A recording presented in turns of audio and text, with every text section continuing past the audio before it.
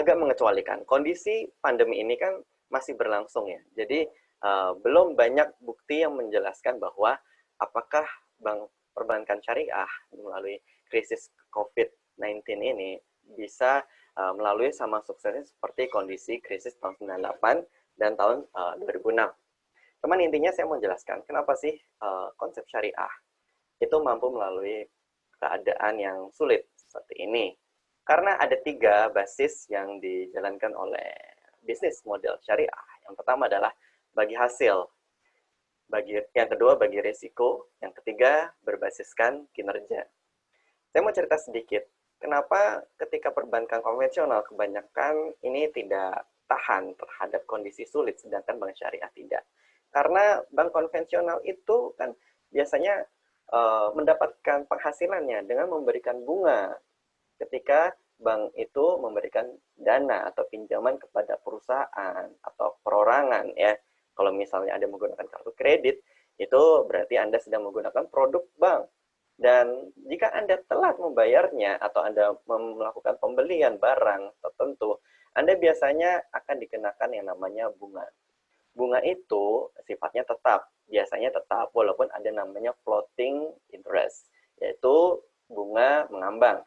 Nah, bunga mengambang ini naik turunnya tergantung dengan bagaimana BI memberikan suku bunga pada saat itu. Walaupun sebenarnya jatuhnya tetap saja, sifatnya tetap. Karena ketika naik turun, walaupun turunnya sedang sangat bawah, perbankan biasanya memiliki sistem ada batas bawah berapa besaran bunga yang boleh turun. Jadi jatuh-jatuhnya sebenarnya tetap sama. Nah, bunga bank itu memberikan penghasilan bagi bank ya, dan bunga tadi sifatnya tetap. Basisnya bukan berdasarkan kinerja dari perorangan atau bisnis yang diberikan dana, tapi basisnya adalah uang yang dipinjamkan.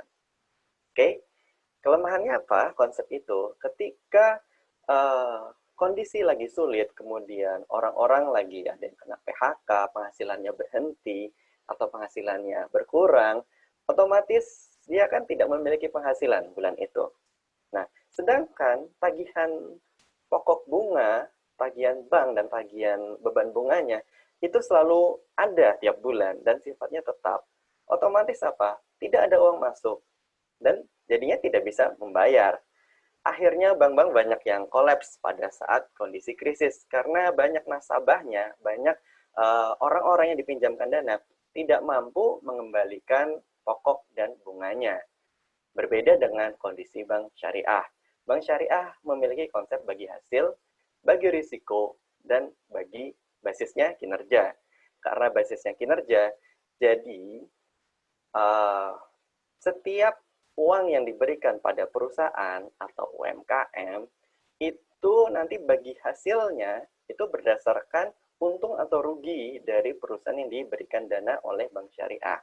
Contohnya, ada UMKM, ada toko punyanya Pak Rudi. Toko Pak Rudi ini bisnisnya toko bangunan. Kemudian dikasih dana 10 juta sama bank syariah.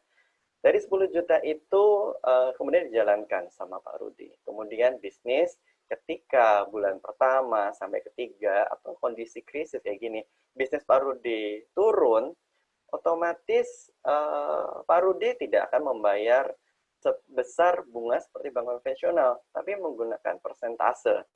Misalnya persentasenya 30-70. 70 untuk bank dan 30 misalnya untuk Pak Rudi. Kalau misalnya lagi rugi, berarti kerugian itu ditanggung bersama. 30% ditanggung Pak Rudi dan 70% ditanggung oleh bank. Jadi kerugian ketika kondisi sedang sulit tidak sepenuhnya ditanggung oleh bank seperti bank konvensional.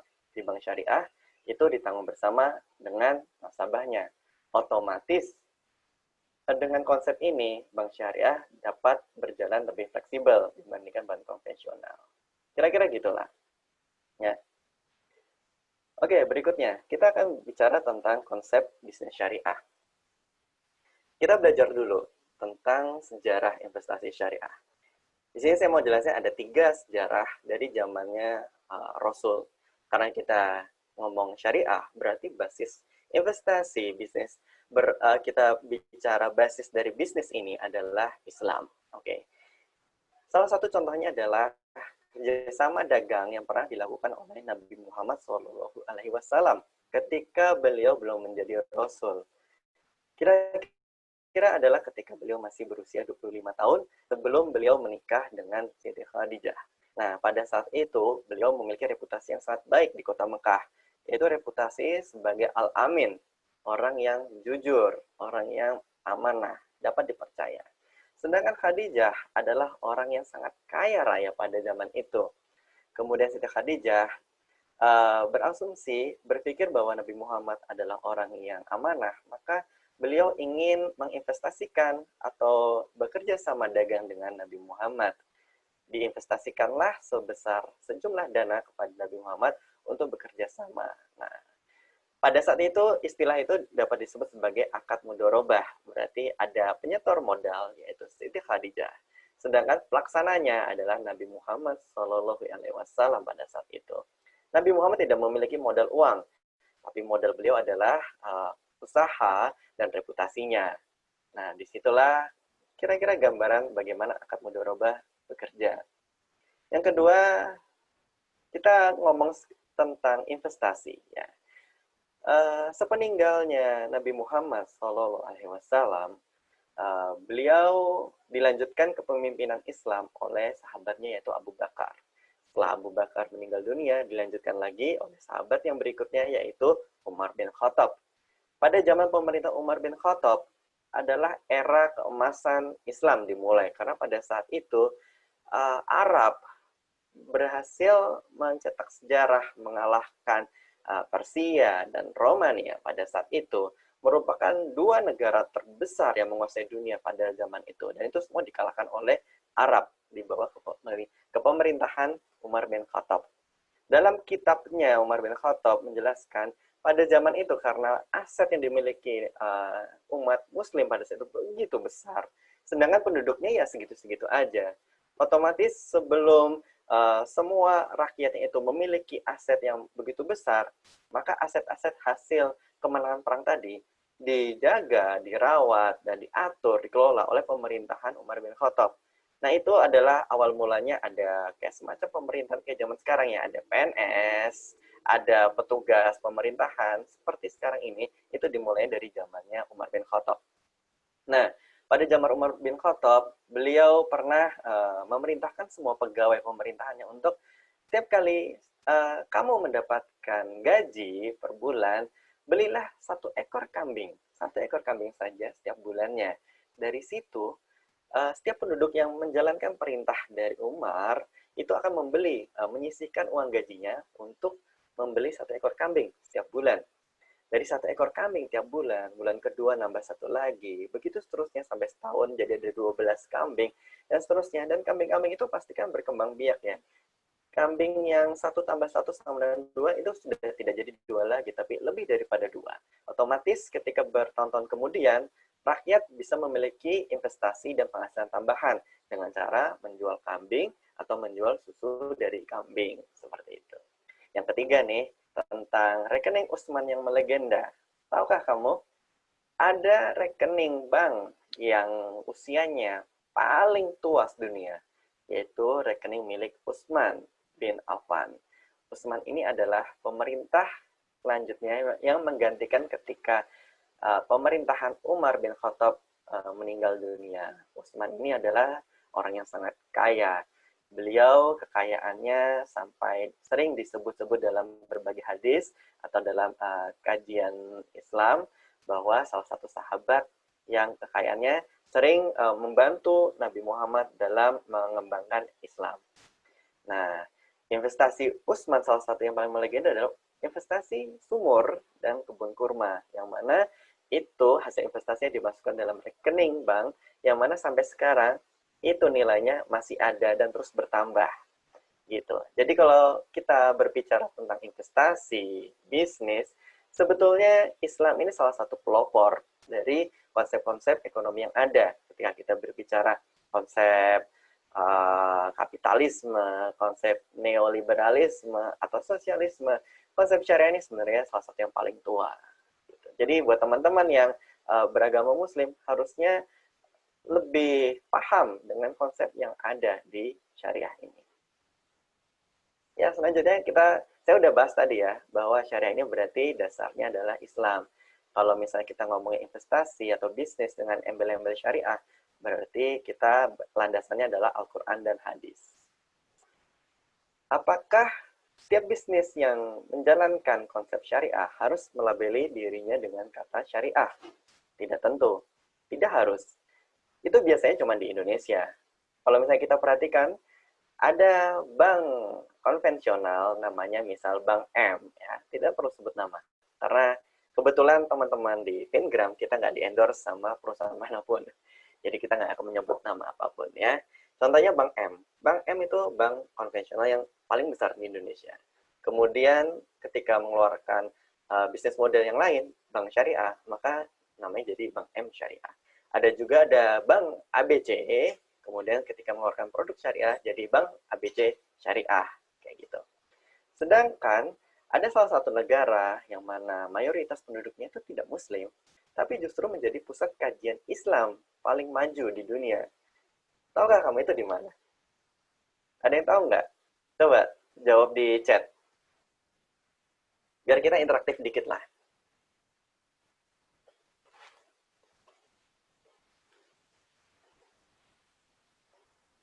Turki. Ada yang lain? Di chat ya teman-teman ya, bukan di Q&A ya. Ini ada yang jawab Q&A, Oh, ada yang jawab di Emirat Inggris. Arab, Inggris. Nah, terus ada lagi nggak? Arab? Oke. Saya ambil minum ya. Oke. Oh, ada yang jawab Inggris. Dua ya. Ya, benar. Jawabannya justru adalah di Inggris. Ya, kaget nggak? Padahal Inggris kan mayoritas penduduknya nggak muslim ya. Walaupun kalau misalnya diperhatikan, 5 atau 10 tahun terakhir, itu di Inggris terjadi penambahan umat muslim yang begitu signifikan. Nah, salah satunya adalah tahun 2018-2019, saya pernah tinggal setahun di London, di Inggris.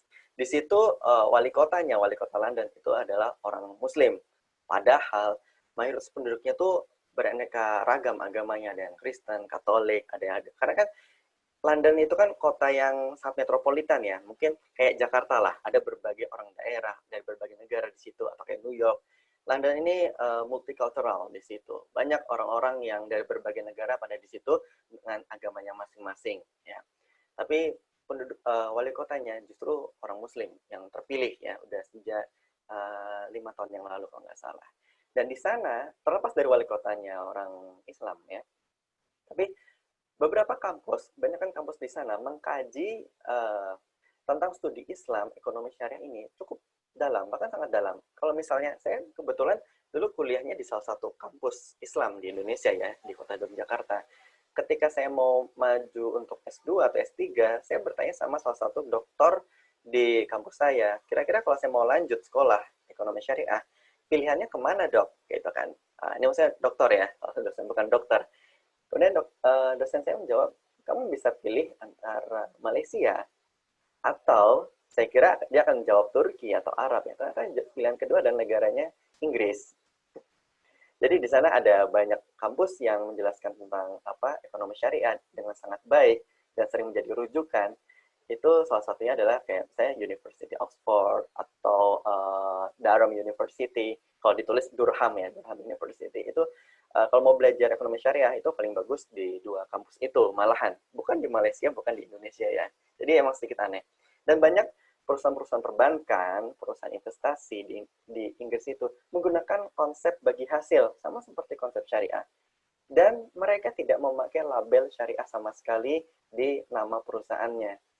Nah, jadi sebenarnya ketika kita ngomongin ini konsepnya halal apa enggak, syariah apa enggak, bukan dengan melihat ada kata syariah di nama perusahaan atau enggak, tapi dilihat dari konsep dan manajemennya, bagaimana dia menjalankan bisnisnya, gitu. Oke, lanjut. Keren tadi yang jawab Inggris, udah ada dua ya. Sekarang kita masuk nih, karakteristik sebuah bisnis itu dikatakan syariah atau enggak. Nah, makanya tadi sebelumnya tadi saya jelasin kenapa di Inggris, walaupun mayoritas penduduknya tidak muslim, tapi menjadi pusat studi ekonomi syariah paling maju, karena mereka memiliki karakteristik utama yang disebut di sini.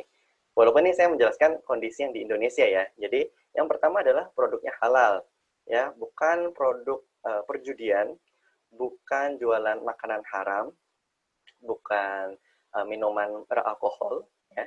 Tentu saja kalau produknya itu halal, berarti dia satu udah masuk nih karakteristik yang pertama. Yang kedua dan ketiga ini kondisi di Indonesia ya. Harusnya kalau kayak di masing-masing negara yang mau menjalankan konsep syariah, mereka juga ada institusi tertentu atau badan yang memastikan bahwa konsep syariah mereka tetap jalan. Kalau di Indonesia, kita punya DSN MUI. DSN ini Dewan Syariah Nasional.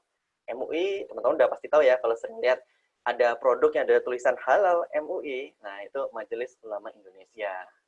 Yang ketiga, diawasi oleh OJK, Otoritas Jasa Keuangan. Biasanya untuk beberapa instrumen keuangan, investasi, itu wajib masuk dan diawasi oleh OJK. Yang jelas adalah saham syariah. Yang kedua, peer-to-peer lending, atau di sini saya tulis P2PL.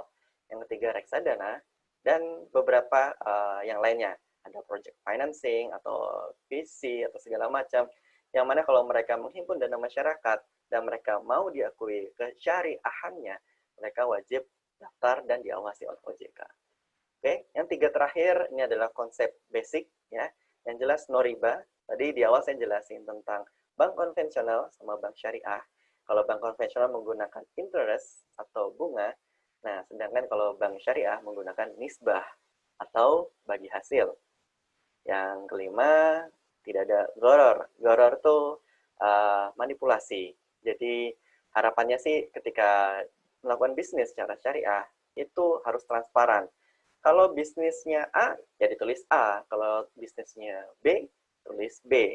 Jangan A ditulis B, B ditulis A. Kayak gitu kan. Tadi ada sesuatu yang ditutupi sehingga para investor menjadi tidak tahu dengan pasti bagaimana prospek kedepannya dari bisnis itu. Yang terakhir, maisir, itu clear ya. Spekulasi atau perjudian ya. Tidak boleh menjalani sebuah bisnis yang itu ada unsur spekulasinya. Oke. Berikutnya, nih. Ini karena kita sedang bahas investasi syariah, basisnya adalah Al-Quran dan hadis. Jadi saya akan beberapa kali menyebut cuplikan-cuplikan kutipan dari Al-Quran dan dari hadis. Yang pertama, ini dari Quran Surat Al-Baqarah, ayat 278, dan Allah menghalalkan jual beli dan mengharamkan riba. Ya. Jadi di sini sudah jelas bahwa di Islam, konsep muamalah atau konsep bisnis syariah itu sudah clear bahwa jual beli itu halal, kita boleh berdagang. Tapi yang nggak boleh itu riba. Tapi Allah tidak sulit itu. Ini dilarang, tapi tetap juga ada solusinya, yaitu nisbah bagi hasil. Berikutnya dari hadis Ibnu Majah, tidak boleh melakukan perbuatan yang membuat mudarat. Mudarat itu berarti sesuatu yang tidak baik atau kesulitan ya bagi orang lain, baik permulaan ataupun balasan. Jadi intinya bisnis syariah ini konsepnya di sini tidak hanya antara bisnis dan keuntungan, tapi bagaimana supaya bisnis itu bisa merangkul manusia dengan manusia itu saling baik kondisinya, tidak ada yang saling dirugikan. Manusia dengan alam, tidak ada alam yang dikotori atau alam yang dirusak karena bisnis ini, dan juga manusia dengan Tuhan. Jadi konsepnya Tuhan sudah menurunkan aturan dan manusia harus mengikutinya. Jadi konsep syariah itu seperti itu. Ada segitiganya ya, Tuhan, manusia, dan alam. Berikutnya tentang akad. Ya, oke. Dalam bisnis pasti kita selalu melakukan yang namanya itu kesepakatan. Nah, dalam Islam pun juga kita melakukan kesepakatan baik dalam kerjasama, koperasi ataupun investasi pasti ada akad. Akad nih gampangnya apa ya? Surat perjanjian atau misalnya kontrak kerjasama. Nah, akad ini intinya ada dua belah pihak yang saling menyetujui. Ada pihak satu, pihak dua. Kewajiban pihak satu apa, kewajiban pihak dua apa, dan haknya seperti apa. Kemudian bagi hasilnya seperti apa, jangka waktunya seperti apa. Oke. Dalam bisnis, dalam konsep syariah itu dibagi dua. Akad itu ada dua, yaitu tijaroh dan kedua adalah tabaru. Kalau tijaroh, ini gampangnya kita ngomongin bisnis konvensional ya, di luar dari syariah. Kita ngomongin bisnis pasti ada dua tipe. Bisnis untuk mencari keuntungan atau bisnis profit. Dan yang kedua adalah bisnis non-profit, ya, atau NGO, atau pemerintahan, atau social entrepreneur, kayak gitu. Nah, ketika ngomongin tijaroh, ini ngomongin yang komersial. Berarti kalau misalnya ngomongin saham, obligasi, atau misalnya bisnis retail, bisnis jual mobil, atau bisnis jasa, yang mana itu tujuannya untuk nyari profit, berarti dia masuknya akad tijaroh. Sedangkan akad tabaru, ini saya kasih contoh ya, salah satunya mungkin teman-teman di sini memiliki asuransi. Nah, asuransi itu kan dibagi dua, asuransi konvensional sama asuransi syariah. Nah, tabaru ini masuknya ke asuransi syariah. Karena dalam asuransi syariah, konsepnya adalah tolong-menolong. Oke? Ada yang mau tanya sampai sini? Ini karena akan makin dalam lagi nih, cuman saya akan agak cepat biar waktu kita cukup banyak bahas di bagian saham sama sukuk. Kalau ada yang mau tanya, bisa taruh di chat ya. Oh, banyak istilah-istilah baru nih yang kita pelajari ya, Mas ya. Bebas-bebas yang tadi udah dibahas. Ada yang mau tanya nggak? Ada yang mau tanya? Silahkan, teman-teman. Sepertinya belum ada, Mas. Bisa mungkin dilanjutkan kembali aja dulu. Namanya Ya, ya. jangan sungkan ya teman-teman ya kalau misal mau tanya. Tapi udah jelas belum sampai sini?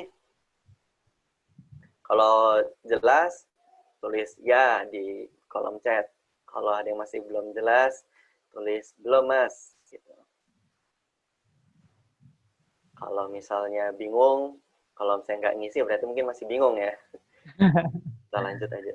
Ini ada yang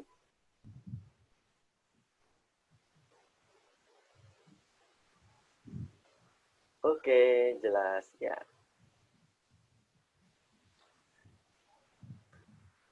Oke, ini ada petikan hadis lagi.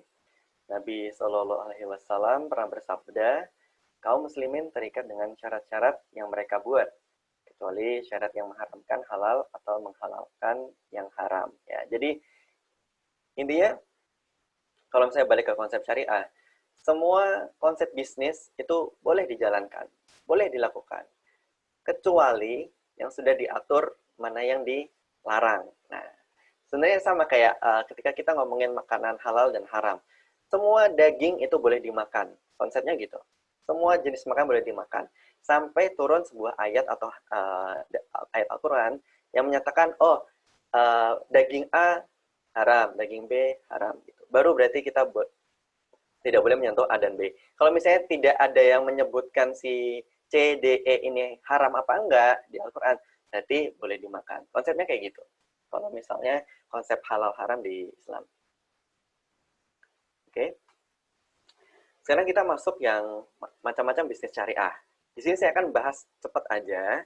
Jadi kalau misalnya nanti ada yang masih penasaran, stay tune aja di Instagram atau enggak webinarnya, di websitenya, Fingram ya.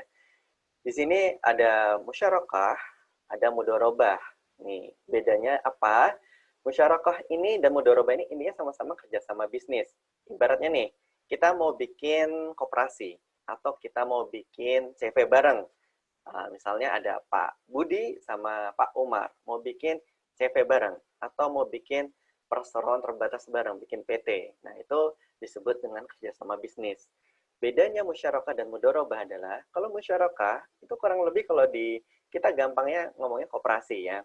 Kita misalnya bersepuluh kita kumpul bareng, yuk kita bikin apa? Kita bikin PT, kita bikin koperasi X misalnya. Ya udah, kita bersepuluh store modal bareng, masing-masing orang misalnya setor 100.000 rupiah. Oke, terkumpullah 100.000 dari 10 orang, 1 juta. Dari situ, kemudian bagaimana menjalankan bisnisnya? Nah, kalau konsep musyarakah, yang menjalankan bisnisnya adalah penyetor modalnya sendiri. Mereka yang setor, mereka sendiri menjalankan. Paling tidak mereka jadi manajemen utamanya, walaupun nanti mereka akan merekrut orang lagi jadi pegawai. Nah, itu musyarakah. Kalau mudorobah, itu penitipan modal usaha. Gampangnya mungkin kira-kira kayak saham. Jadi udah ada perusahaan nih, ada PTX, dia sudah berjalan selama 15 tahun. Kemudian dia listing di Bursa Efek dan dia menaruh, yuk nih siapa yang mau beli saham, siapa yang mau beli saham saya, siapa yang mau modali saya. Kemudian saya masuk, saya modalin 10 juta. Nah, di situ adalah konsep mudharabah.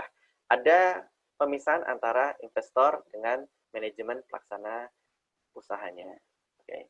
Yang 3 dan 4 adalah murabahah dan ijarah. Murabahah adalah akad jual beli, sedangkan ijarah adalah sewa menyewa. Nih, kalau misalnya lebih detailnya, beda musyarakah dan mudharabah, ini saya tulis ada 5 perbedaan. Sebenarnya ada banyak perbedaannya, tapi secara konsep yang inti ini ada 5. Secara makna, kalau musyarakah itu perserikatan 2 orang atau lebih.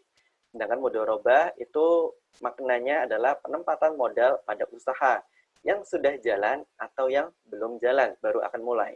Oke. Yang kedua, perbedaan yang kedua adalah pihaknya. Kalau musyarakah itu penyetor modal juga sebagai pelaksana kongsi itu, atau enggak koperasi, atau enggak PT-nya. Ya. Sedangkan di mudharabah itu ada sohibul mal, atau bahasa Indonesianya itu investor, penyetor modal. Ada juga mudharib. Mudharib ini manajemennya, pelaksananya, gitu ya. Yang perbedaan ketiga, setoran modal. Di setoran modal, di musyarakah ini ada porsi modal harta dan juga keahlian atau kontribusi. Jadi pelaksananya ini selain menyetor modal dalam bentuk uang, dia juga menyetorkan keahliannya atau berkontribusi waktu dan tenaga. Sedangkan di mudharabah, 100% modal itu dari sahibul mal. Ya. Walaupun nanti mudharabah turunannya ada banyak. Jadi ada mudharabah yang mungkin 100%, ada yang mudharabah sebagian, ada mudharabah yang setengah-setengah, seperti itu. Detailnya mungkin kita bahas di webinar lainnya. Yang perbedaan keempat adalah bagaimana pelaksanaan bisnisnya. Dalam musyarakah itu dijalankan bersama para investor. Oke, bisnis dijalankan oleh investor itu sendiri. Sedangkan dalam mudharabah, nah ini, ada bahasa Arabnya lagi nih, muqayyadah dan mutlaqah. Muqayyadah artinya investor itu dapat berperan aktif dalam pelaksanaan bisnis. Misalnya investornya menjadi salah satu direksi, atau investornya itu dapat memberikan advice bagaimana bisnis itu dijalankan. Atau dalam bahasa yang kita bisa tangkap, ini investor aktif. Sedangkan mutlaqah itu investor pasif. Jadi dalam konsep mutlaqah, ya, berawal dari kata mutlak, ya, mutlak. 100% mutlak dijalankan oleh manajemen. Sedangkan investor benar-benar menyerahkan sepenuhnya hartanya untuk dijalankan oleh manajemen bisnis itu. Perbedaan yang kelima, secara bagi hasil itu sama, musyarakah dan mudharabah. Keuntungannya dibagi sesuai kesepakatan, bisa di kesepakatan awal mungkin 10% dari 10 orang tadi dibagi rata, 10% semua, atau kalau ada 2 orang 50-50, atau misalnya 30-70 karena misalnya partner bisnis kita jauh lebih berpengalaman, itu bebas. Yang penting kalian menyepakati ya sebelum bisnis itu dijalankan. Cara rugi, nah kalau misalnya mengalami kerugian, itu ada konsep bagi hasilnya juga. Bagi kerugian, bagi risiko. Ya. Kalau dalam musyarakah, kerugiannya itu dibagi sesuai porsi modal. Misalnya, Pak Budi sama Pak Umar tadi sama-sama membuat koperasi. Pak Budi setornya 30 juta, Pak Umar menyetor 70 juta. Berarti kan 30%, 70%. Kalau rugi, nah dibaginya berdasarkan proporsi modal yang disetor tadi. Sedangkan di mudharabah, konsepnya ini adalah kerugian 100% itu ditanggung oleh pemodal. Nah, sampai sini mungkin penasaran ya, loh. Kasihan dong investornya udah nyetor modal 100%, ruginya kok juga ditanggung 100%. Karena manajemen pun juga mengalami kerugian. Kerugian apa coba? Kerugian waktu dan kerugian tenaga. Dalam Islam, ini semua sudah diatur. Ini ada hadis, tanda orang munafik itu ada 3. Apabila ia berucap, ia berdusta. Apabila berjanji, ia ingkar. Dan apabila ia diberikan amanah, ia khianat. Mungkin saya mau cerita dikit, kenapa Islam kok justru menyarankan kalau misalnya dalam konsep mudharabah, jika perusahaan rugi, 100% malah ditanggung oleh pemodal. Karena itu dengan asumsi adanya hadis ini. Asalkan manajemen itu amanah. Kalau misalnya kerugian itu benar-benar terjadi, ya karena rugi, misalnya force major, atau memang kalah dengan kompetitor. Tidak ada sesuatu yang dimanipulasi, bukan macam kerugian yang disengaja oleh manajemen supaya dia tidak perlu menyetor uang ke investor, bukan karena itu. Makanya ketika ingin bekerja sama, berbisnis dengan orang lain atau teman, keluarga, pastikan kita tahu kalau orang itu amanah. Ya, nanti lebih detailnya akan dibahas dalam webinar lain atau bisa juga baca di blog di fingram.id.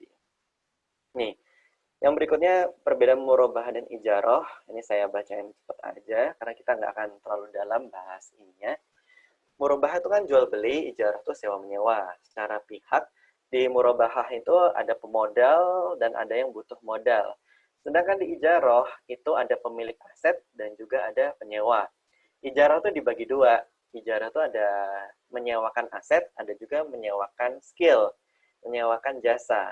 Misalnya kamu jago nukang, ya, berarti kamu bisa menyewakan keahlian kamu kepada orang lain untuk misalnya memperbaiki rumahnya, dan kamu mendapatkan uang dari jasa itu. Itu namanya ijarah manfaat. Ya, ada juga tadi ijarah aset, ya misalnya kamu nyewain rumah kamu atau nyewain mobil kamu. Gitu. Yang ketiga, secara pelaksanaan transaksi di murabahah itu ada harga beli, ada juga margin yang disepakati. Jadi sebenarnya kayak konsep leasing, tapi di Islam ini namanya murabahah. Kalau konsep leasing berarti mengenakan bunga pada dana yang dipinjamkan. Sedangkan kalau murabahah ini dibelikan dulu barangnya, harganya berapa, misalnya harganya X, kemudian dari harga X itu ditambah margin.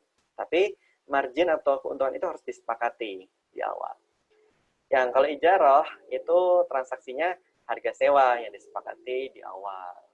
Secara skenario pembayaran, kalau murabah itu bisa diangsur tunai, bisa dibayar tunai atau kontan, cash, bisa juga dicicil. Dan clear ya, tanpa ada bunga.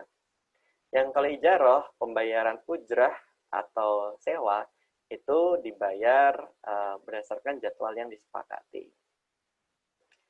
Ini ada hadisnya. Nabi Shallallahu Alaihi Wasallam dari Aisyah radhiyallahu anha, ia berkata, Nabi Shallallahu Alaihi Wasallam serta Abu Bakar pernah menyewa atau mengupah seorang penunjuk jalan yang mahir dari Bani Adail, kemudian dari Bani Abdu bin Adi. Ya, jadi di sini ketika zaman Rasul pun, Rasul pernah melakukan akad ijarah. Ya. Kemudian dari Ibnu Umar radhiyallahu anhuma, ia berkata, Rasulullah Shallallahu Alaihi Wasallam pernah bersabda, berilah upah kepada para pekerja sebelum mengering keringatnya. Ini majas ya. Jadi maksudnya adalah ketika kita menyewa jasa orang lain, misalnya jasa konsultan, atau mungkin kita sebut aja jasa financial planner. Misalnya kamu menyewa jasanya Mas Febian tadi untuk membantu merencanakan keuanganmu. Kemudian dalam perjanjian kamu sudah sebut nih, kamu akan membayar Mas Febian ketika Mas Febian sudah menyerahkan laporan perencanaan keuangannya kepada kamu. Paling lambat 24 jam kamu udah harus membayarnya. Itu artinya kalau sampai lewat dari 24 jam sejak perjanjian pembayaran jasa tadi kamu belum bayar, itu kamu bisa kena dosa. Itu ya. Sampai sini ada pertanyaan? Kita nanti mulai masuk ke contoh kasus sebelum masuk ke saham dan ke sukuk. Oke nih, Assalamualaikum, saya Yulia, ingin tanyakan kalau bisnis MLM itu bagaimana? Oke, MLM, nah ini saya cerita dikit ya, walaupun nanti mungkin bahasanya lebih enak kita buka webinar tersendiri tentang akad-akad berbagai macam bisnis. Dalam MLM ini saya salah satu guru saya pernah menjelaskan. Guru saya Ustadz Dwi Condro, salah satu profesor ekonomi syariah di Universitas Muhammadiyah Surakarta. Nah, beliau pernah bilang gini, di MLM itu masuknya multi akad karena ada istilah, ini saya sebut beberapa istilah dalam syariah ya. Ada nama istilahnya samsarah. Samsara itu konsep maklar. Kalau misalnya sekarang ini udah ada banyak model bisnis baru kayak misalnya dropship atau reseller, atau mungkin zaman dulu gampangnya kita bantuin jualin rumah teman kita atau keluarga, itu masuknya sebagai maklar atau samsarah bahasa Arabnya. Jadi kita udah ada perjanjian sama si pemilik barang tadi. Ini kalau kita bantu jualin, kira-kira kita akan dapat misalnya porsi keuntungan berapa persen atau dibayar berapa rupiah gitu. Sedangkan dalam MLM ini disebut multi samsara karena ketika kita punya downline dan downline kita berhasil menjual produk, downline kita pasti kan dapat keuntungan ya, dapat apa ya, bayaran. Tapi dalam konsep MLM kebanyakan, saya sebut kebanyakan ya. Jadi intinya ada MLM yang mungkin boleh, saya juga belum mengkaji terlalu jauh, tapi ada kebanyakan MLM tidak boleh karena biasanya dia si upline-nya itu mendapatkan keuntungan juga akibat dari downline-nya berhasil melakukan penjualan. Nah, padahal yang kerjakan downline kita, bawahnya kita, tapi kita tidak melakukan apa-apa, kita dapat keuntungan. Nah, itu diharamkan dalam konsep syariah. Oke. Ada lagi yang mau tanya? Ini saya sambil minum dulu ya.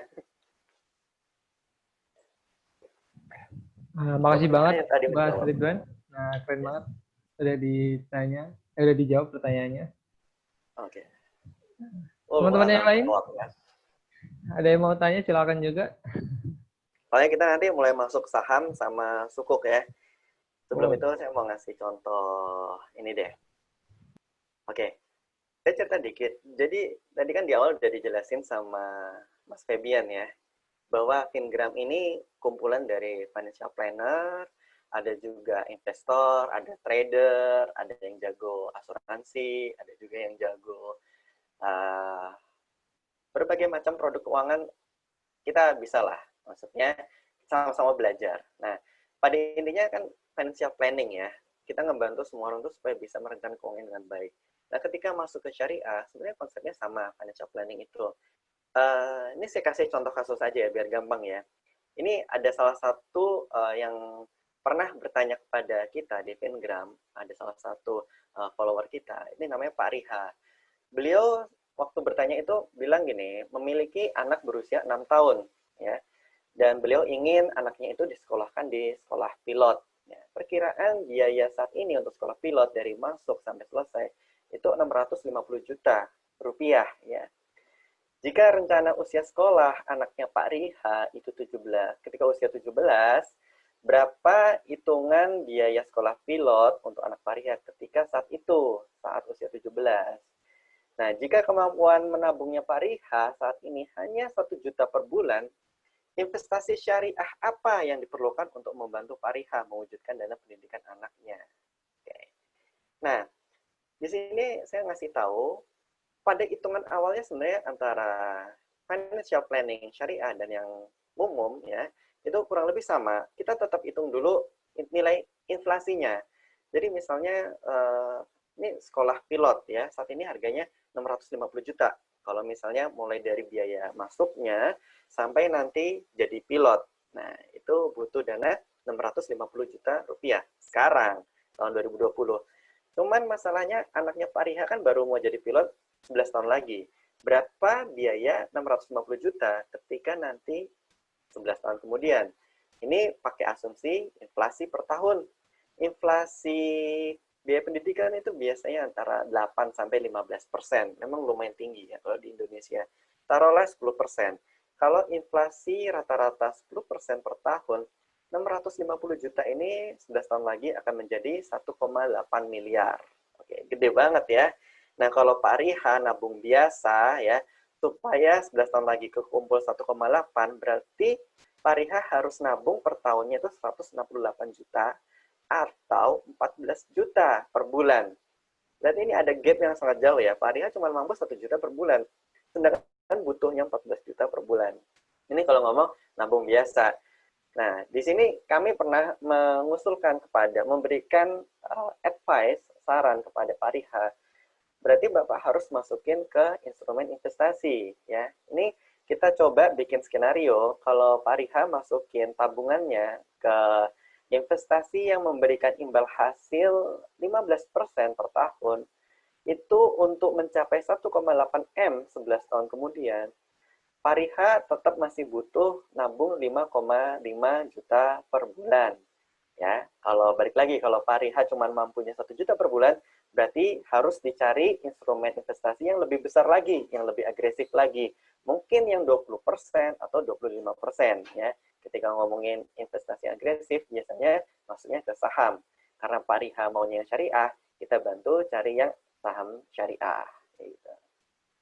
Oke, ini yang cara kedua. Ini kalau misalnya Pak Riha kan bekerja ya di sebuah perusahaan.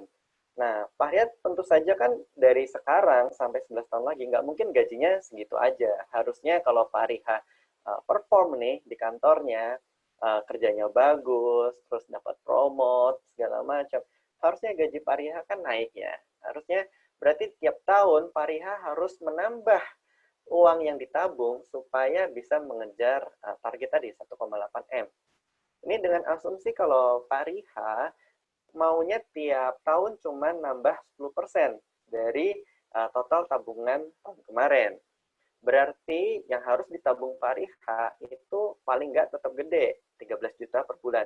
Ini kita ngomongin tabungan biasa ya, bukan tabungan investasi. Ini kalau mau pakai konsep tradisional.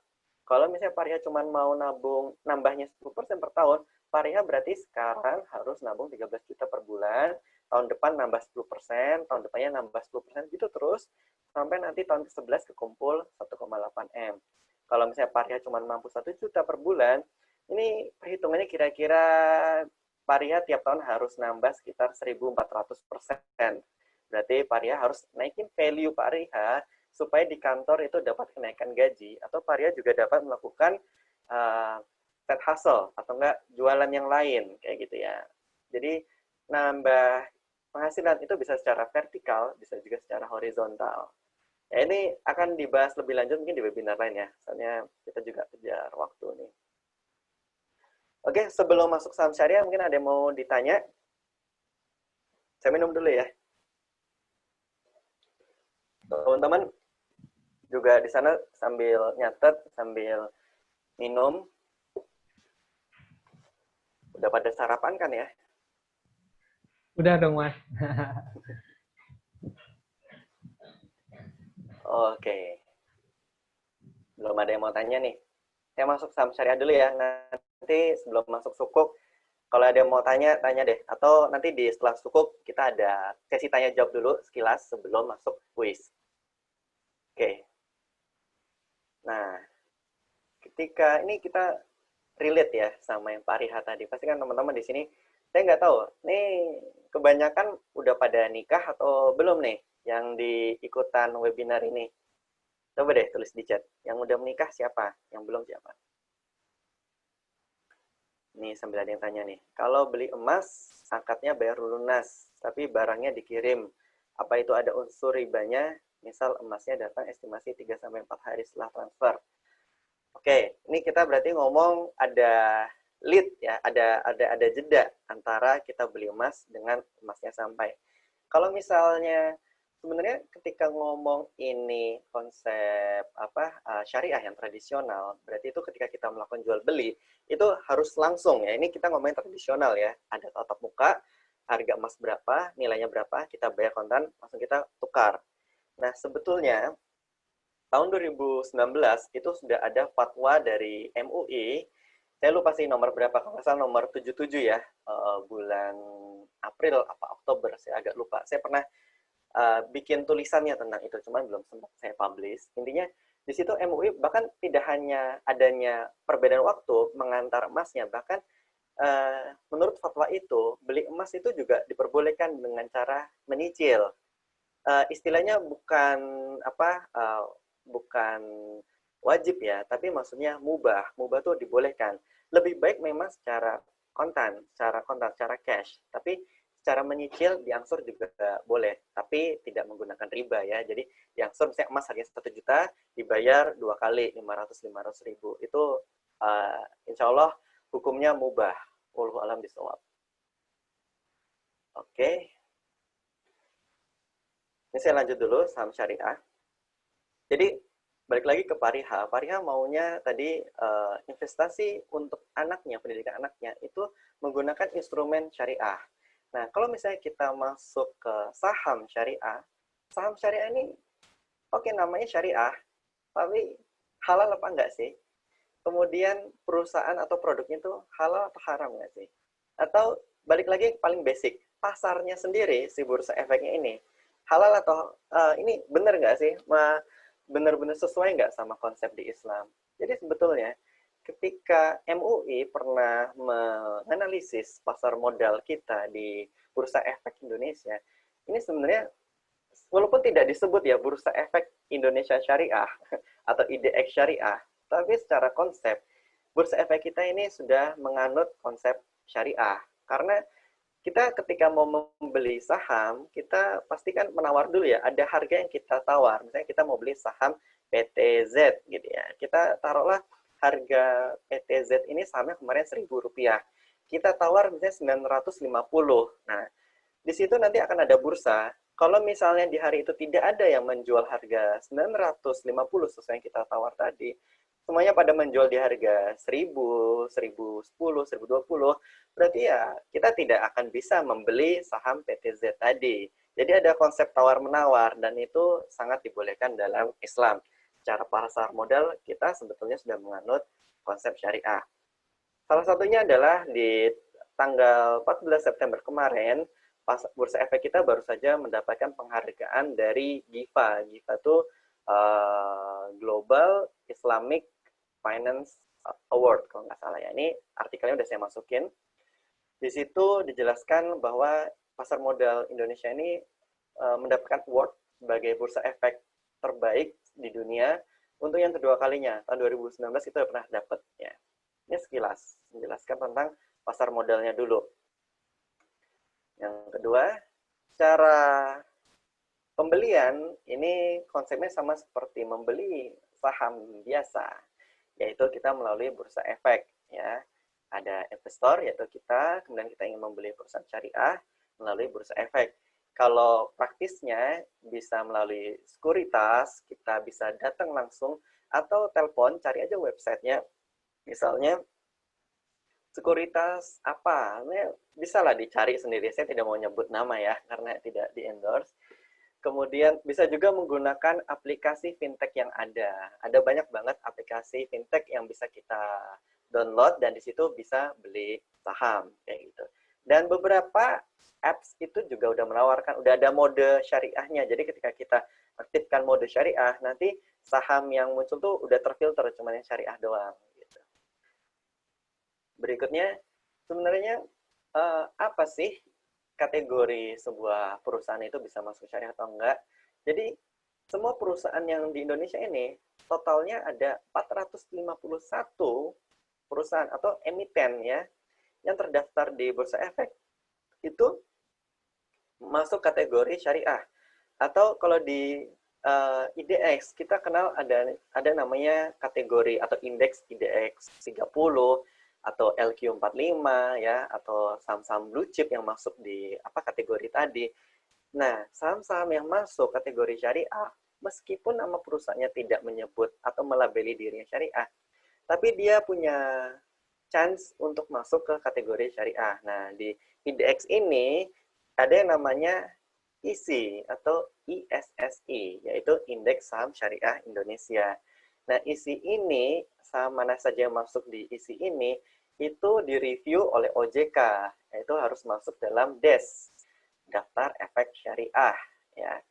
Tiap perusahaan yang masuk dalam Daftar Efek Syariah yang direview oleh OJK, itu akan direview setiap tahun 2 kali, yaitu bulan Mei dan November.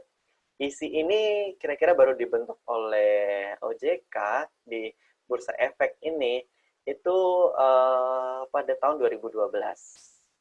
Ya. Kemudian apa saja sih syarat-syarat yang bisa menjadikan sebuah perusahaan atau emiten ini masuk kategori saham syariah? Ada 3 yang paling utama. Yang jelas yang pertama produknya halal. Kemudian masuk kategori ISI atau ini saya salah tulisannya JII. Produknya halal ya tadi ya yang saya sebut di karakteristik, bukan tidak ada ribanya, tidak perjudian, bukan minuman keras dan segala macam. Nah, yang kedua adalah maksimal utang yang dimiliki, rasio utangnya atau total utang dibandingkan total aset itu 45%. Tapi utang yang dibagi ini hanya utang yang mengandung interest atau utang yang ada bunganya. Pastikan semua perusahaan tidak bisa memilih untuk selalu menaruh uangnya di bank syariah saja. Ada kalanya karena keperluan bisnis, setiap bank, setiap perusahaan itu butuh menyimpan uangnya itu di bank konvensional. Dan ketika meminjam uang dari bank konvensional, pasti kan ada bunganya. Nah, dari bunga itu dihitung utang yang mengandung bunga atau utang kepada pihak konvensional tadi itu dibagi dengan total aset maksimal hanya boleh 45%, ya. Ini kalau misalnya dibandingkan dengan konsep syariah, kategori syariah yang ada di Malaysia, mereka maksimum rasio ini 30%. Harapannya adalah Indonesia semakin lama itu bisa makin kecil lagi rasionya. Supaya apa? Karena ketika sebuah perusahaan itu bangkrut, ya, otomatis kan yang dibayar duluan itu adalah utangnya dulu sebelum membayar para investor, para penyetor modal. Nah, kalau misalnya utangnya kecil, otomatis kan masih banyak sisa cash yang bisa dibayarkan untuk mengembalikan dana investor. Kalau misalnya utangnya terlalu besar, nanti kalau bank itu bangkrut, perusahaan itu bangkrut, uangnya nanti akan habis hanya untuk membayar utangnya saja. Ini ketika kita membicarakan tentang tingkat likuiditas perusahaan. Ya. Yang ketiga, pendapatan haram 10%. Loh, kan ngomongin syariah, kok boleh sih ada pendapatan haram? Balik lagi, karena setiap perusahaan tadi tidak bisa benar-benar melepaskan dirinya dari jeratan bunga. Ya. Ketika perusahaan ini menaruh uangnya di bank konvensional itu pasti akan memberikan bunga, sudah default, otomatis. Ya. Tiap bulan pasti akan memberikan bunga. Nah, bunga ini kalau dalam laporan keuangan di laba rugi ini masuk penghasilan lain-lain. Di penghasilan lain-lain itu yang dari mana sumbernya adalah bunga bank konvensional, itu kalau dibagi dengan total pendapatan maksimum cuma boleh 10%. Lebih dari 10%, maka perusahaan itu atau emiten itu tidak bisa masuk kategori saham syariah. Oke, yang berikutnya JII. Nah, JII ini adalah Jakarta Islamic Index. JII ini ada dua, ada JII 30 dan JII 70. JII 30 ini dikeluarkan oleh Bursa Efek pada tahun 2010, sedangkan JII 70 ini termasuk baru dikeluarkan tahun 2018. Kalau tidak salah ya, saya kalau tidak salah lupa. Intinya JII ini adalah indeks yang dikeluarkan untuk memudahkan investor dalam memilih mana perusahaan yang top list yang tingkat likuiditasnya paling baik di antara emiten saham syariah yang lainnya. Ketika kita bicara JII 30 berarti ini adalah hasil filter dari emiten di ISI tadi, ISSI itu diambil 70 yang paling liquid, yang market cap-nya paling besar di tahun itu, kemudian dari 70 itu di-sort berdasarkan yang nilainya paling tinggi. Dari 70 itu diambil 30 saja untuk masuk kategori JII 30. Sedangkan sisanya tidak. Kalau JII 70 sama konsepnya, di filter dari isi tadi, diambil 150, dari 150 yang market cap-nya paling tinggi, yang performanya paling bagus selama setahun terakhir, kemudian diambil 70 yang terbaik. Gitu. Oke, apa bedanya saham syariah dan saham konvensional? Dalam saham syariah, ini kita harusnya merasa lebih aman, karena ada dua lapis pengawasan. Yang pertama dari OJK sendiri, ya, dan yang kedua dari MUI, oke, Majelis Ulama Indonesia. Yang kedua adalah nyaman, karena dalam saham syariah tadi ada karakteristik yang mana hanya boleh masuk kategori syariah, temannya enggak. Kita ngomong contohnya perusahaan rokok. Perusahaan rokok itu bagi syariah itu tidak diperbolehkan. Jadi gini, ketika balik lagi ke konsep di awal tadi, syariah ini ada segitiga Tuhan, manusia, dan alam. Ya, harapannya adalah setiap bisnis yang dijalankan secara syariah itu tidak hanya memikirkan cuan saja, tapi juga memikirkan manusia lainnya, memikirkan alam, dan memikirkan Tuhan. Jadi kalau misalnya rokok ini dianggapnya merugikan orang lain, orang sekitar kita, dan juga merusak alam sekitar kita. Otomatis ketika kita memilih saham syariah, semua model bisnis yang dianggap merugikan manusia lain atau merugikan alam, itu sudah difilter dulu.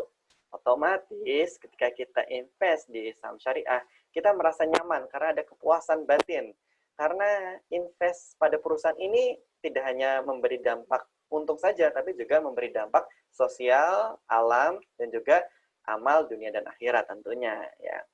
Kalau misalnya di konvensional, keuntungannya adalah cuan maksimal, karena tadi kalau misalnya di syariah cuman dapat 451 emiten yang masuk syariah, sedangkan emiten di Indonesia, Bursa Efek Indonesia, itu ada sekitar 700-an lebih.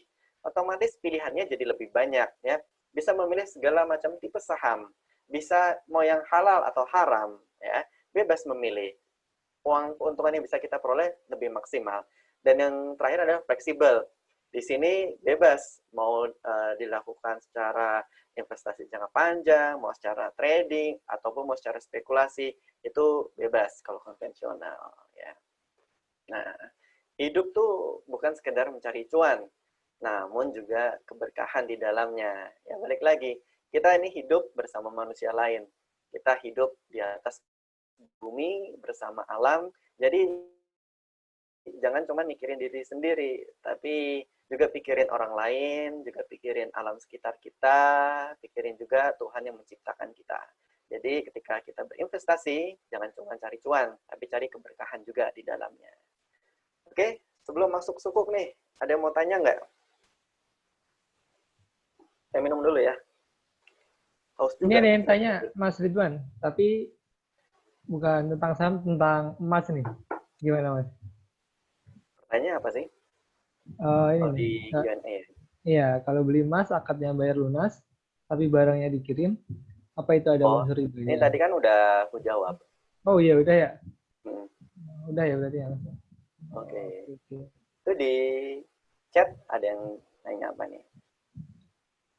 Ah, ini kok sampai 3, Kak? Oh, ini tadi ya. Banyak kan jomblo ya. Oh, udah ada yang udah. Oke. Ya. Tadi saya lagi jelasin apa ya? Sampai yang apa? Sudah menikah atau belum? Oke. Jadi sebenarnya balik lagi tadi yang financial planning ya. Bagi yang sudah menikah, biasanya memang kebutuhan buat perencanaan keuangannya lebih tinggi dibanding yang masih jomblo ya. Ya nggak, Mas Feb? Bener Kalau banget. menikah kan kalau menikah kan berarti kan nanti sebentar lagi bakal punya anak ya, atau mungkin yang Hmm. udah punya anak, ada kebutuhan punya rumah, kebutuhan buat ya membesarkan anak, ngasih dana pendidikan anak. Jadi banyaklah tujuan-tujuan keuangannya, dan di sini kita ngomongin syariah ataupun konvensional, ini pasti butuh yang namanya produk investasi untuk bisa membantu kamu mencapai tujuan keuangan kamu. Ini ada yang tanya di Q&A. Ya. Hmm.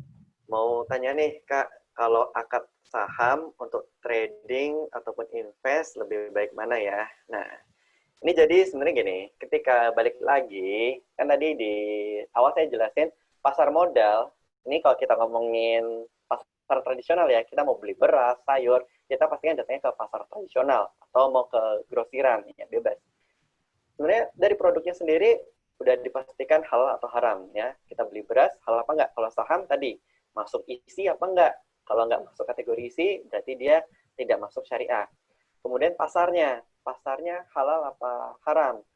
Pasar modal kita, bursa efek kita tadi itu sudah diakui kehalalannya, dan MUI juga menaruh bisnis syariah, saham syariah juga di bursa efek yang sama dengan konvensional.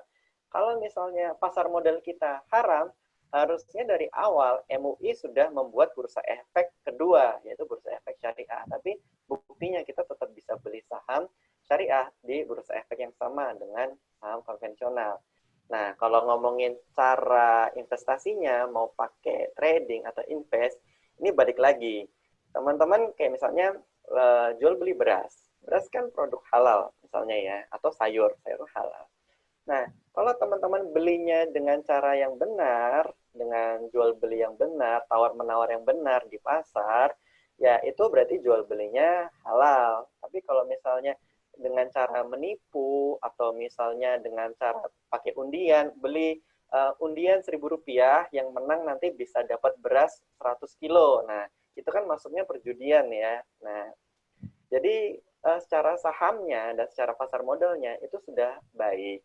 Tapi balik lagi ke individunya, mau melakukan dengan cara yang baik atau dengan cara yang tidak baik gitu. Jadi sebenarnya mau dengan trading ataupun dengan cara investasi itu sama baiknya. Cuman ketika trading, teman-teman diharapkan punya ilmunya. Jadi nggak cuma beli saham PTX, langsung pakai semua uang di tabungan, uang dingin, uang panas dipakai sampai minjem. Pakai Akhirnya margin ya. ketika sahamnya jatuh, boncos deh duitnya. Nah, harus tetap pakai ilmu, Mas. Ini Mas apa Mbak tadi yang tanya ya? Lupa saya. Mas deh kayaknya. Siapa tuh Om Oke. ya? Oh, Erza Prasetya gitu, Mas. Oke. Ada lagi?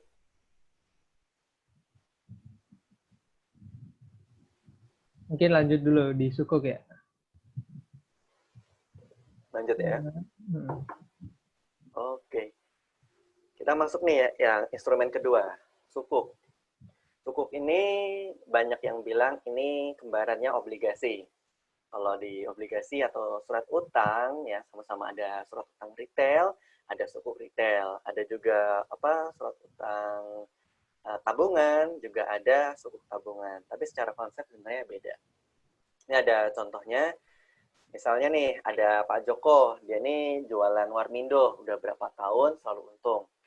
Nah kebetulan saat ini Pak Joko lagi butuh dana untuk bikin cabang baru. Misalnya Pak Joko jualannya nih selalu di Kota Bogor. Terus Pak Joko mau buka cabang di Papua misalnya. Nah, Pak Joko butuh dana 15 juta rupiah untuk bikin cabang Warmindo-nya yang baru. Pada tahu kan Warmindo apaan? Warung mie Indomie. Wah, saya Iya. jadi nyebut merek dong. Oke. Anak kos Nah, banget. Nah, dana 15 juta rupiah yang dibutuhkan Pak Joko tadi, kalau dipecah, itu 10 juta untuk sewa biaya tempat setahun, kemudian 2 juta rupiah buat beli alat, dan 3 juta buat biaya operasional 3 bulan pertama. Karena bukannya di tempat baru, Pak Joko nggak tahu nih, 3 bulan pertama bakal untung apa enggak. Jadi nanti biaya operasional 3 bulan pertama akan ditanggung dari modal yang dibutuhkan Pak Joko ini. Nah, pertanyaannya, Pak Joko menjalani bisnisnya mengikuti hukum syariah selama ini. Dia selalu berazaskan syariah. Tapi, ia ingin sistem pendanaannya untuk yang cabang baru ini di Papua menggunakan akad syariah juga. Bagaimana nih caranya Pak Joko bikin kesepakatan dengan para pemodalnya? Jadi di sini ada banyak macamnya ya. Kalau tadi kita belajar ada musyarakah, ada mudorobah, ada murabahah, jual beli, ada juga ijarah atau sewa. Di sini nanti ada berbagai model jawabannya ya. Kalau misalnya saya jawab, saya kasih satu skenario aja. Misalnya saya mau modalin Pak Joko nih, oke. Kebetulan saya punya tempat di Papua, kemudian saya tawarin ke Pak Joko, boleh deh Pak, Bapak sewa tempat saya saja, untuk setahun pertama nggak usah bayar ya. Jadi ini tapi nanti tiap bulannya Pak Joko misalnya bayar ke saya itu misalnya 50% dari keuntungan ya. Jadi di situ ada konsep akad mudorobah sebenarnya. Jadi modal mudorobah itu tidak harus dalam bentuk uang, bisa juga dalam bentuk aset yang mana nilainya dapat ditakar. Oke. Kemudian secara alat oke deh, saya bantu belikan buat Pak Joko, tapi alatnya itu saya pakai akad jual beli ya, pakai akad murabahah. Saya belikan alat senilai, ternyata saya bisa dapat di pasar Papua cuma dapat 1,5 juta rupiah doang. Nah, 1,5 juta rupiah itu saya jual lagi ke Pak Joko senilai 2 juta. Pak Joko setuju nggak nih saya ngambil untung 500.000 gitu kan. Pak Jokonya setuju, soalnya memang sudah dibudgetin 2 juta untuk beli alat. Nah, 2 juta ini boleh dicicil sama Pak Joko, misalnya 12 bulan gitu.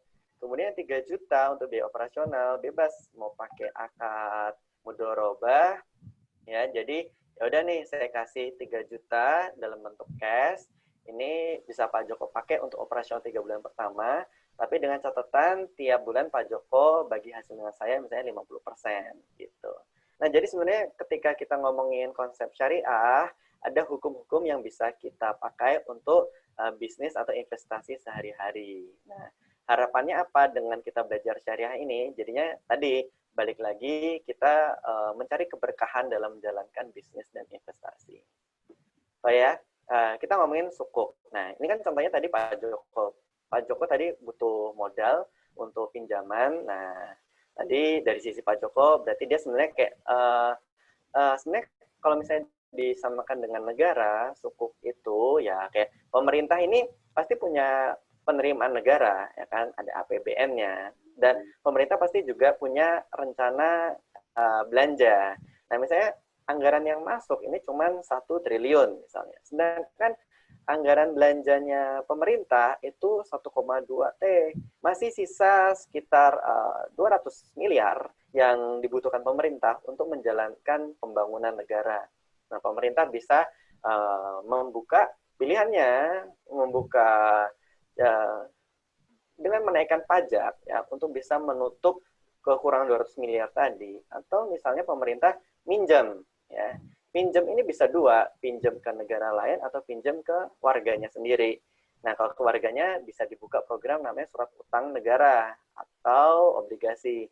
Bisa juga yang syariah buka sukuk gitu. Kalau yang terakhir kita tahu ada sukuk retail ya. Nah, jadi kalau misalnya teman-teman sering mengkritik pemerintah nih kenapa kebanyakan pinjam duit ke negara lain, ya biar nggak cuma ngeritik, kamu juga dong urun minjemin duit ke negara supaya pemerintah kita nggak minjem ke luar negeri terus. Daripada bunganya dibayar buat negara lain, mendingan bunganya dibayar buat kamu, atau di dalam konsep sukuk itu bagi hasil. Ya. Oke, apa sih bedanya sukuk dan obligasi? Kalau dalam sukuk itu tidak ada sistem bunga. Sebagai gantinya itu ada bagi hasil. Kalau dalam sukuk retail ya, nanti saya bahas di akhir deh. Itu konsepnya enggak bagi hasil, tapi ada nama lainnya. Nanti saya jelasin di akhir. Kemudian yang kedua, sukuk itu berbasis proyek atau aset yang jelas halal. Jadi ada underlying-nya, jelas. Fondasi dari dikeluarkannya sukuk ini jelas. Misalnya, sukuk retail ke-13 yang kemarin dikeluarkan pemerintah itu untuk pembangunan jalan tol. Ya, jalan tol mana ya? Saya agak lupa ya. Ciawi apa yang Surabaya itu ya? Atau yang ini Jogja juga lagi mau dibangun jalan tol soalnya. Apa itu salah satu objek pembiayaan sukuk kemarin. Yang intinya ada basis proyeknya lah. Yang ketiga, pembayarannya melalui ujroh yang sudah disepakati di awal. Ujrah itu, kalau tadi ingat, sewa menyewa, ijaroh, nah ujrah ini. Oh ya, berarti pertanyaan yang nomor 1 tadi jawabannya ujrah ya. Jadi bukan dalam bentuk bagi hasil kalau sukuk ini. Jadi gini konsepnya. Kita sebagai masyarakat ditawarin pemerintah, nih ada, saya ngeluarin sukuk nih, misalnya Pak Jokowi bilang gini, saya ngeluarin sukuk buat danain jalan tol gitu. Nah, kita ketika membeli sukuk itu, kita nih konsepnya kayak iuran buat bangunin jalan tol. Nah, jalan tol itu kan uang siapa? Uang kita. Ya, saya misalnya saya beli sukuk, saya beli sukuk untuk dananya dipakai bangun jalan tol. Berarti pembangunan jalan tol itu adalah salah satunya milik saya juga. Nah, dari jalan tol yang milik saya itu disewakan kembali ke pemerintah. Pemerintah pakai jalan tol menyewa dari masyarakatnya untuk dipakai juga oleh masyarakatnya. Misalnya sukuk itu masanya 3 tahun. Jadi pemerintah menyewa jalan tol yang dananya dari masyarakat itu membayar uang sewa atau ujroh kepada kita tiap bulannya ya, tiap bulan. Nah, itu biasanya ada hitungannya tuh.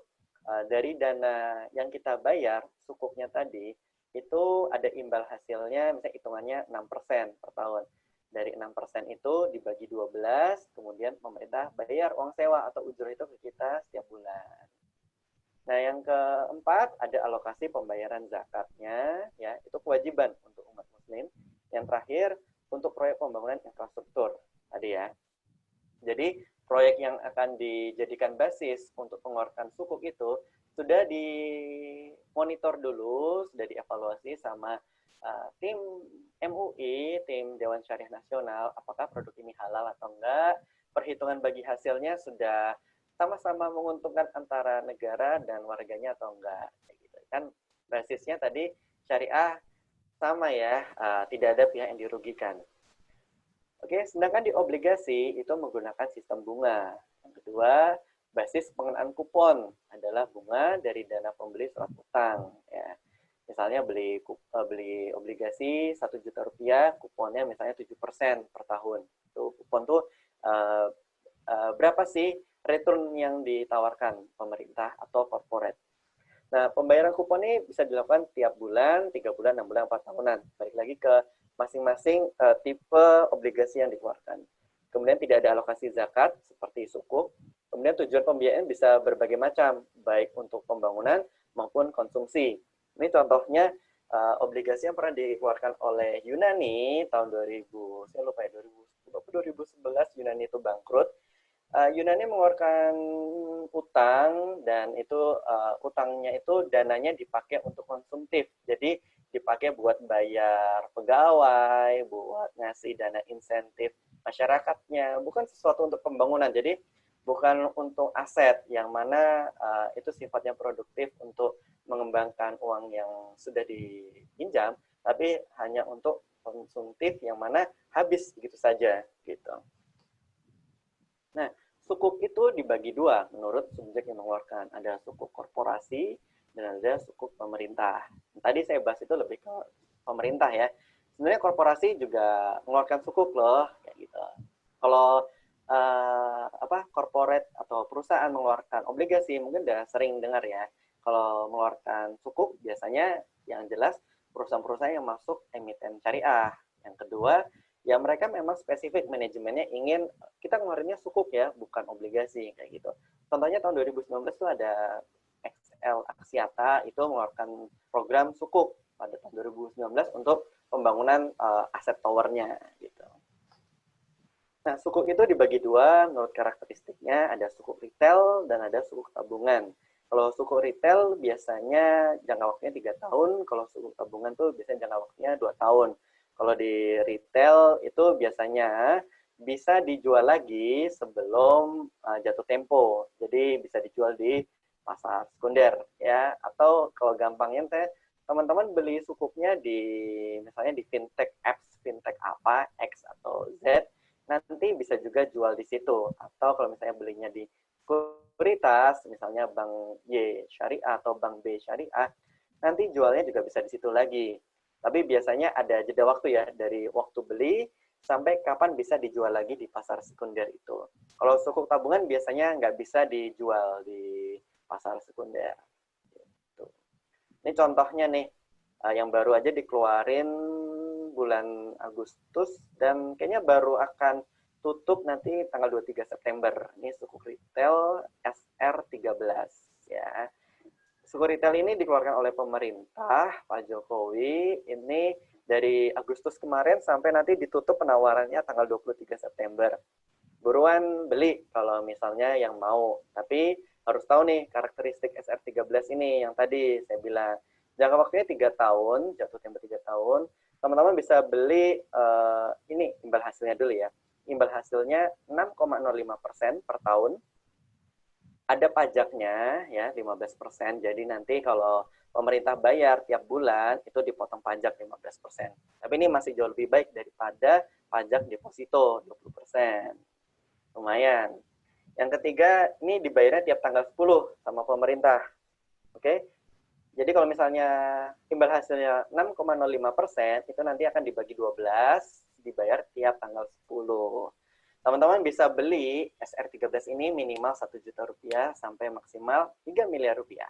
Ini saya pernah ngitung, kalau misalnya kamu beli sukuk SR13 ini 3 miliar, berapa imbal hasil yang akan kamu peroleh tiap bulannya, tiap tanggal 10, sudah bersih dipotong pajak. Itu saya hitung teman-teman bisa dapat sekitar 12,5 juta rupiah. Lumayan banget kan? Ini kalau buat yang jomblo mah bisa ongkang-ongkang kaki, nggak usah kerja tiap bulan. Nah, ini juga bisa dijual kembali di pasar sekunder yang tadi saya jelasin ya. Oke, ada yang mau tanya? Nah, sebelum ini deh, tinggal 2 slide lagi, saya kumpulin dulu. Yang tanya, langsung aja tulis di Q&A ya, Bro Febian ya. Ini ada yang tanya, Mas Ridwan. Nanti aja deh, dua lagi. Oh, oke. Ini investasi, sebenarnya kita kalau ngomongin instrumen keuangan syariah, ini ada banyak banget. Nggak cuman saham dan sukuk tadi. Ada banyak, cuman nggak akan saya bahas di sini. Karena waktu kita nggak cukup, bos. Ini investasi syariah lainnya yang bisa kita bahas di kemudian hari ya, baik di webinar berbayar maupun yang gratisan kayak gini. Ini ada deposito syariah ya, atau mungkin istilahnya pasar uang syariah. Ada juga reksadana syariah, ada P2P lending syariah atau peer-to-peer lending syariah. Sebenarnya ada juga project financing atau yang macam-macam lainnya. Ada emas. Emas nih termasuk investasi klasik ya, atau ya sebenarnya ini lebih bisa disebut sebagai lindung nilai. Saya nggak akan bahas lebih lanjut tentang emas karena sebenarnya ini bisa jadi satu webinar tersendiri ya, karena emas dalam kacamata syariah ini panjang lah bahasannya. Kemudian ketika ngomongin properti syariah, itu gimana sih, apa bedanya sama properti konvensional, bagaimana cara kerja KPR syariah, itu bisa jadi bahasan tersendiri. Kemudian terakhir ada asuransi syariah ya.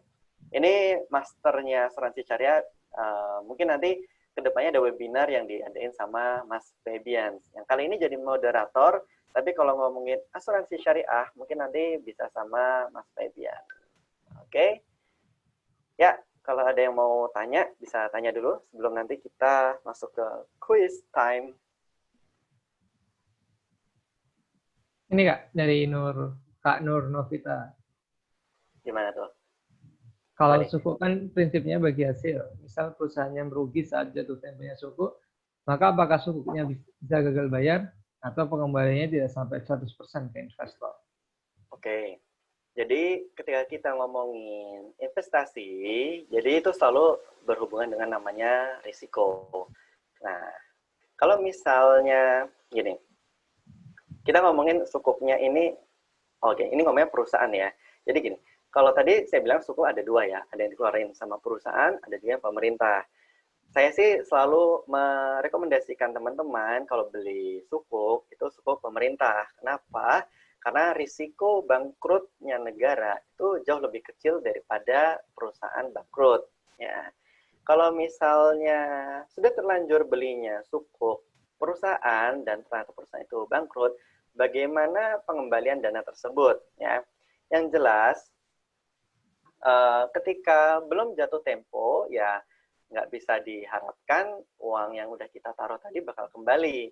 Kalau misalnya jatuh temponya masih setahun lagi, sedangkan perusahaannya udah bangkrut sekarang, ya mau ditungguin sampai tahun depan juga uang kita nggak akan balik. Siapa yang mau bayar karena perusahaannya udah bangkrut.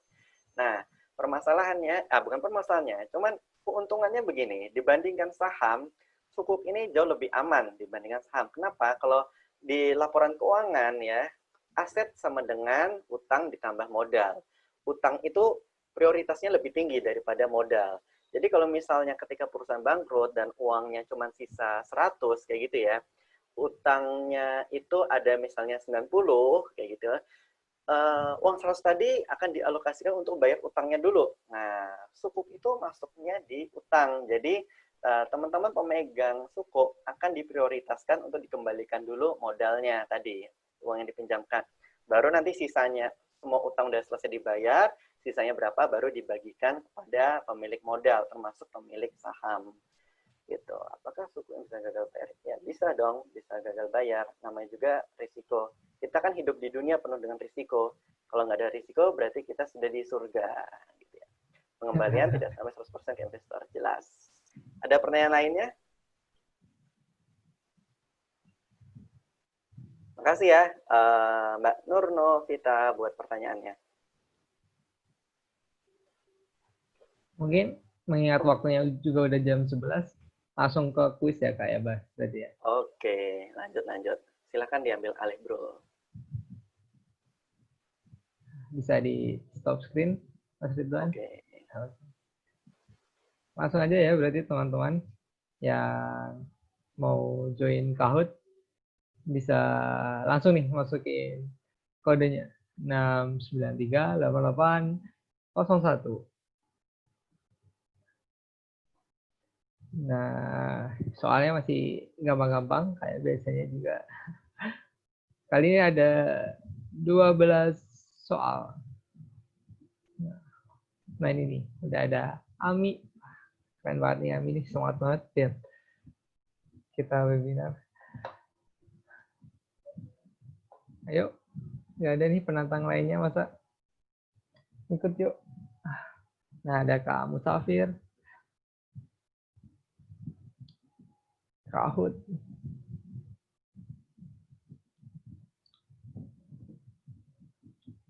ada Kak Ica, ada Kak Mil. Nah, 2 menit lagi kita mulai deh. Tadi kan ya pesertanya ada 23, nunggu 10 sampai 15 deh. Ya, ada Adnan Maulana, ada Gufron,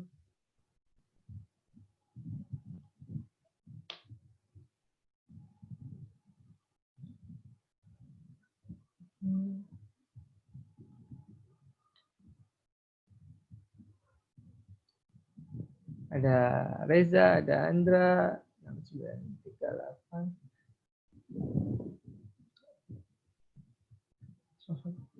Ya udah 11 orang yang hadir. 1 menit lagi kita mulai ya teman-teman ya.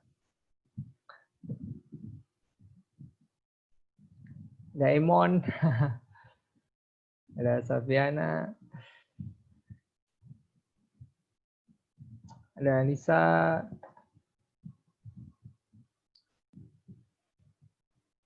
caranya tinggal masukin ya kahoot.it di browser, terus masukin pin nih 6938801. Aku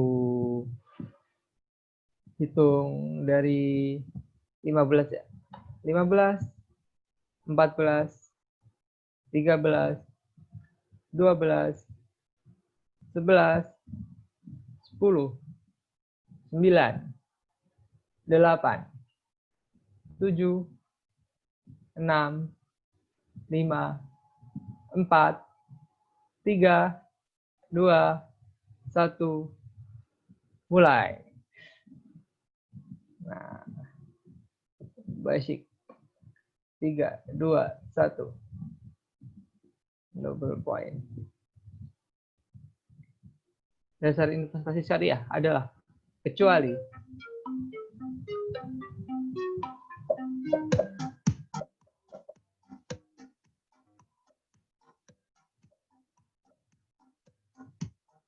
ya.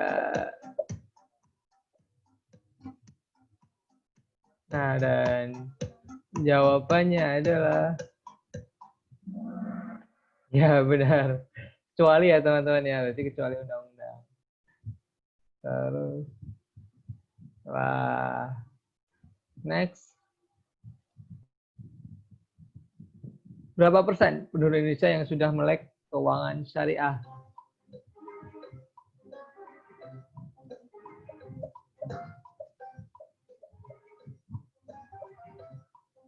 Ayo loh, berapa persen teman-teman? Tadi kalau misal dengerin penjelasannya Mas Ridwan pasti bisa.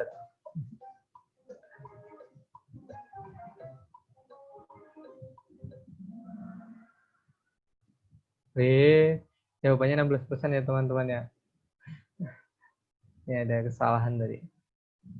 Oh, next. Berikut karakteristik bisnis syariah. Kecuali ya teman-teman ya. Apa nih?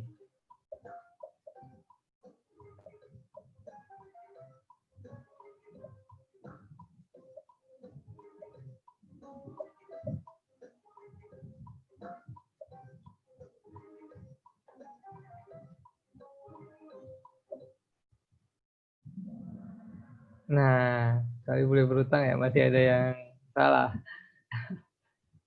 Next, wah, masih Kaimon. Nomor 2. Nama akad investasi yang bersifat komersial. Oh, apa nih istilah pakai bahasa Arab?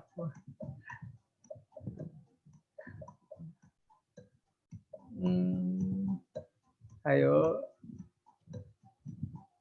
mana lagi nih dua? Tadi kayaknya ada 17 orang. Satu lagi nih. Oh, namanya itu tijaroh. Masih banyak yang salah ya. Ada Kak Musafir, nomor satunya. Yuk, soal kelima, istilah sewa menyewa dalam akad syariah adalah, ayo, apa teman-teman?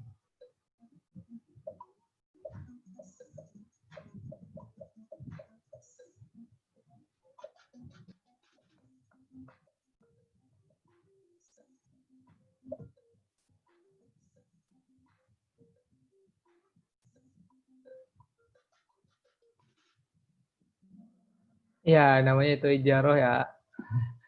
Ada yang salah, Mas ya. Kembali lagi disusul oleh Kak Emon. Soal keenam, apa yang dimaksud dengan sohibul mal?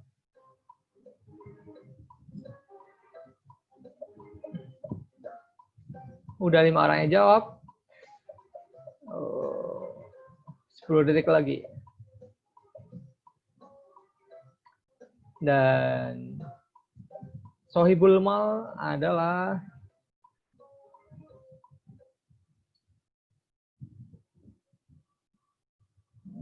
pemberi modal. Wah, banyak yang kebalik nih, malah penerima modal.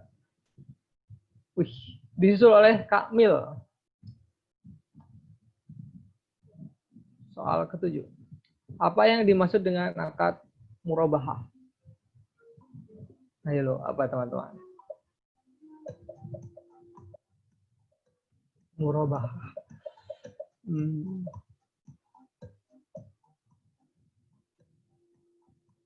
Yuk, 3 lagi. 2 lagi nih yang belum jawab. Nah, berubah itu jual beli ya teman-teman ya. Next. Wah, masih Kak Mil. Pertanyaan ke-8. Ada berapa emiten syariah dalam isi per September 2020? Ayo lo, berapa nih? Nah, dan ternyata yang syariah daripada yang konven lebih banyak syariah ya di Bursa Efek.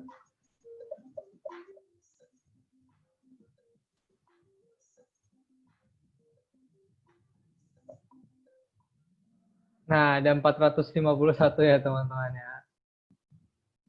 Wih, Kak Amil masih memimpin. Nih, berapa kali emiten syariah dimonitor oleh OJK dalam setahun?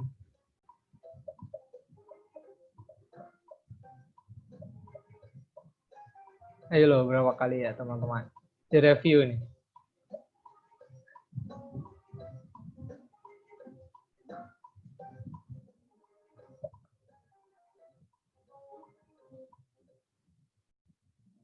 Ya, 2 kali. Nah, udah banyak yang pinter. Masih Kak Mil. Mantap. 3 pertanyaan lagi teman-teman. Maksimal utang yang mengandung riba dalam emiten syariah isi. Yang dibolehkan yaitu berapa nih? Yuk. Jawab teman-teman. Tinggal 10 detik lagi. Oh.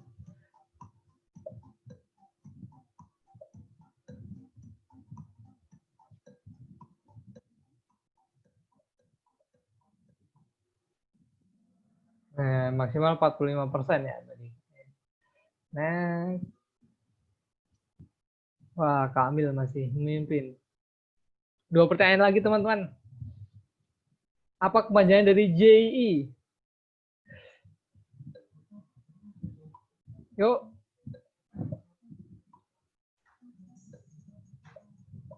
Gampang nih.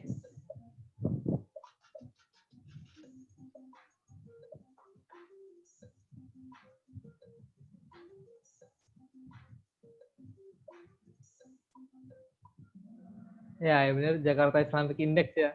Pinter banget nih. Bener semua. Masih Kak Mil. Berapa besar pajak yang dikenakan pada suku retail dari pemerintah? Ayo loh. Berapa nih? Tadi dijelasin nih. Barusan banget.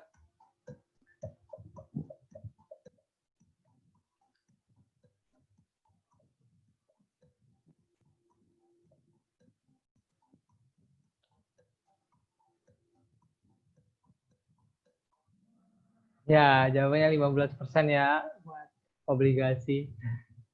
Suku retail salah satunya. Nah, dan pemenangnya, podium ketiga ada Kak Ami. Podium kedua ada Kak AVM. Dan juaranya ada Kak Mil. Wah, selamat buat Kak Mil.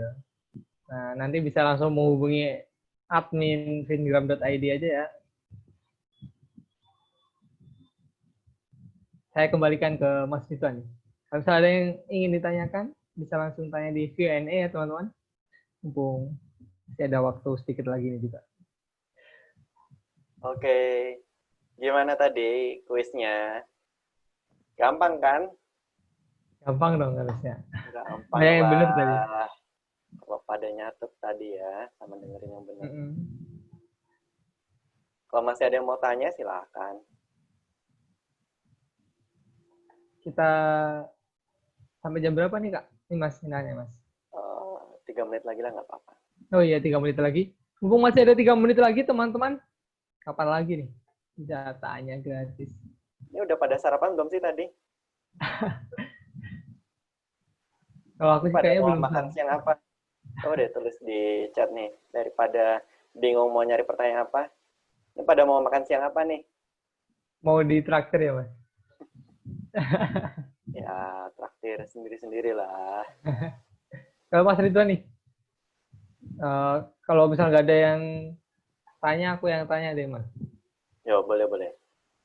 Kalau misal sekarang nih masih kecampur, masih pakai yang konvensional, terus tapi juga pengen belajar ke syariah, itu tipsnya biar konsisten apa Mas ya? Biar makin sedikit porsi konvensionalnya. Ya itu balik lagi lah ke prinsip yang mau dipegang seperti apa.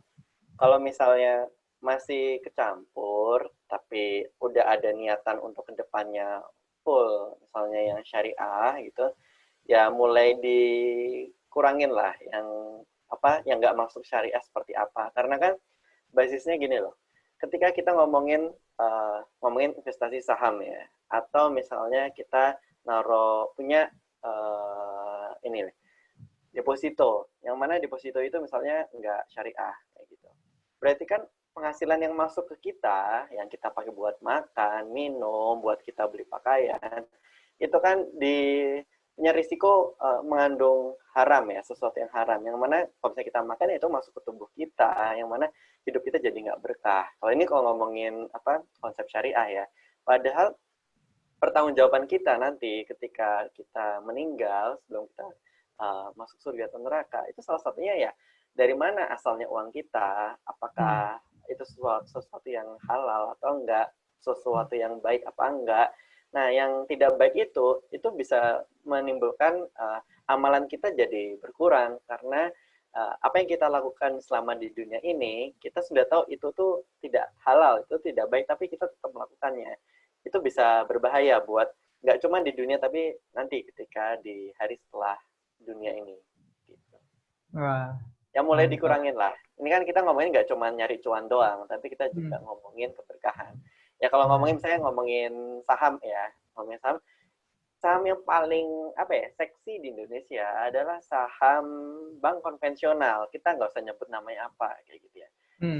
Top 2 atau top 3 ya kalau nggak salah itu bank-bank konvensional. Sedangkan kita sebagai umat muslim, kita punya keterbatasan, kita nggak bisa join nih buat menikmati adanya potensi dari saham tersebut. Tapi nggak masalah, kita tetap punya pilihan yang lainnya, walaupun kita nggak akan bisa dapat cuan semaksimal orang-orang yang bisa invest ke produk tersebut. Nggak masalah, yang penting kita tetap bisa makan, tetap bisa mencukupi tujuan keuangan kita, itu yang penting kok. Yang penting hidup kita tuh berkah, nggak kekurangan, dan tidak merugikan orang lain. Gitu. Ini ada yang tanya nih Kak jadinya. Udah diri Oke, Kak Nur Novita. oke. Oh, Dia tanya, tunggu webinar tunggu. tentang properti syariah dan asuransi syariah. Karena saya ragu dengan sistem KPR syariah di Indonesia. Oh, Oke, bentar, bentar. kalau asuransi syariah nanti bisa sama Mas Febian ya. Atau kalau properti syariah, ya saya sering ngobrol sih sama guru saya. Sebenarnya nggak semuanya itu jelek kok. Kita tetap bisa milih baiknya aja. Contohnya gini, saya sendiri pun nggak bisa memilih 100% bank yang saya pakai itu bank syariah. Saya juga tetap nabung di bank konvensional juga yang mana itu ada ribanya kayak gitu.